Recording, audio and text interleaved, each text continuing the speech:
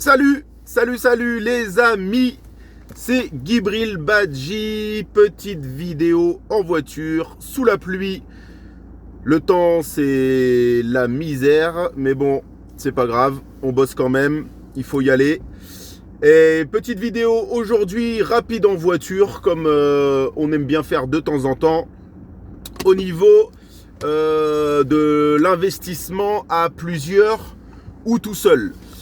Donc, est-ce qu'il vaut mieux investir seul ou à plusieurs? Ça, c'est des fois la question qu'on peut se poser. Et moi, pour ma part, j'ai démarré seul. Le premier bien que j'avais acheté en 2006, donc je l'avais acheté tout seul. Et par la suite, j'ai investi donc dans un premier temps avec ma mère et dans un troisième temps avec ma mère et ma femme.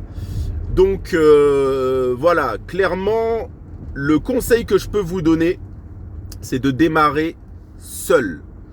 Seul dans le sens où, même si c'est avec ta famille, même si c'est avec des gens très proches, au démarrage, tu peux pas être sûr d'avoir la même vision et d'avoir le même objectif, surtout quand tu démarres jeune.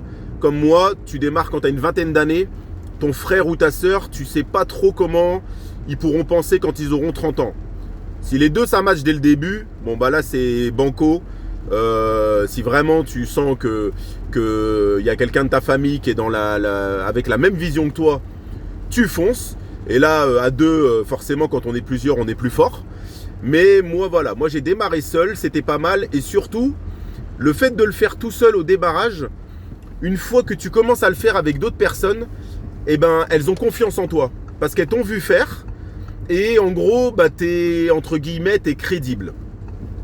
Maintenant, clairement, les gros avantages à le faire à plusieurs, après on va parler des inconvénients. Le gros avantage de le faire à plusieurs, c'est que tu vas pouvoir lever beaucoup plus de fonds. La banque, ça va les rassurer, c'est-à-dire qu'en fait, le risque, il va être divisé sur plusieurs têtes. Il y aura une tête, deux têtes, trois têtes. Voilà, on va s'arrêter à trois têtes. Et en fait, du coup, pour la banque, le banquier, quand il va prendre le projet, lui, il va se dire, bon, s'il y a une tête qui fait défaut, numéro 2 et numéro 3, ils peuvent prendre la relève. Alors que quand tu es tout seul, le banquier, il va te faire confiance sur un projet, il va te faire confiance sur peut-être deux projets, mais par contre, voilà, au bout du troisième, quatrième, il va tendance, à moins vraiment de très très bien gagner ta vie, mais il va commencer à freiner parce qu'il va se dire attends, lui il commence à avoir un endettement à 300, 400 000 euros, tout le risque il est sur sa tête à lui, s'il me fait défaut, en gros je suis mort. Donc voilà, le fait après de passer en SCI, en SARL ou voilà, après on parlera des structures dans une autre vidéo, mais le fait de le faire à plusieurs, ça va rassurer le banquier et surtout tu pourras aussi lever des plus gros projets. Tout seul, exemple, tu aurais pu lever 150, 200 000 euros. Le fait de le faire à plusieurs, tu vas peut-être monter sur un projet à 300, 400 et plus. Après, en vérité, il n'y a pas de limite. Donc voilà, les inconvénients maintenant, quand tu investis à plusieurs, c'est que vraiment là, il faut être sûr des gens avec qui tu crées la société. Il faut avoir la même vision. Il faut avoir confiance dans chaque partie, c'est-à-dire qu'au niveau, au niveau financier, il n'y a pas de secret. Il faut être aussi en accord sur le type de projet qu'on va créer, c'est-à-dire que l'un veut faire que de l'immeuble de rapport et l'autre voudrait acheter des villas bord de mer.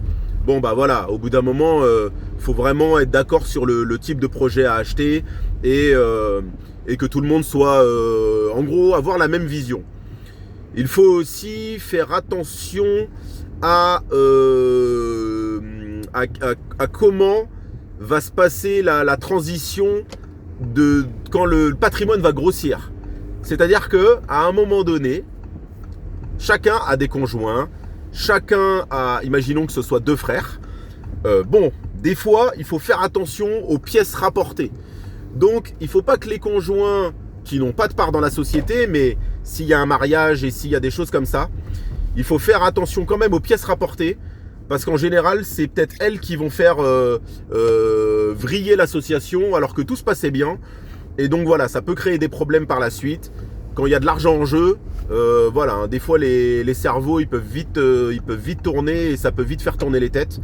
Donc voilà. L'avantage quand tu es tout seul, voilà, ce que j'ai parlé des inconvénients, mais l'avantage quand tu es tout seul, bah, c'est que les problèmes, tu les gères tout seul. Et les inconvénients, bah voilà, c'est toi qui te manges un petit peu la merde. Mais en gros, bah, en face de toi, il n'y a que toi-même. Et clairement, bah, tu peux faire à ta sauce de A à Z. Donc voilà, petite vidéo rapide, c'était pas très long. Mais voilà, c'est un petit peu en survolant, évidemment, on peut aller plus dans le détail, mais les inconvénients et les avantages à investir seul ou en groupe. Voilà les amis, à très bientôt. Pof, super, je me gare, j'ai ma petite place, magnifique. Et puis je vous laisse là, à très bientôt. La pêche. Ciao.